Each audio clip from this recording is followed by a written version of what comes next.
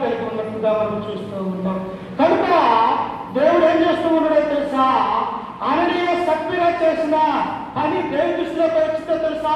అది అబద్ధము, మోసమనే దాని కిందకి దేవుడు లెక్క చేసినాడు. అది మోసం కాదమ్మా, అబద్ధము కాదా? అది మోసము, అబద్ధము. కాబట్టి ఇప్పుడు దేవుడి శిక్షకు వారు పాత్రలు అవుతున్నట్టుగా మనం చూస్తాం. అమ్మ, శిక్ష ఎవరు అనుభవిస్తారు? తప్పు చేసిన వాడే శిక్ష అనుభవిస్తాడు. పాపం చేసిన వాడే ప్రతిదండన అనేది అనుభవిస్తుంది. అదే నీతి చేస్తే ఈ లోకంలో, అదే పరిశుద్ధత కలిగి నువ్వు జీవిస్తే, అదే దేవుని యొక్క కుమారుగా కుమార్తెలుగా ఈ లోకంలో నీ ప్రవర్తన, నీ పవిత్రమైనటువంటి జీవితము ఇతరులు నిన్ను చూస్తూ ఉన్నప్పుడు, దేవుడు నిన్ను చూస్తూ ఉన్నప్పుడు నీ జీవితానికి మార్గము పరలోక రాజ్యం అనే గమ్యాన్ని దేవుడు వేశారని మనం గుర్తు చేసుకోవాలా.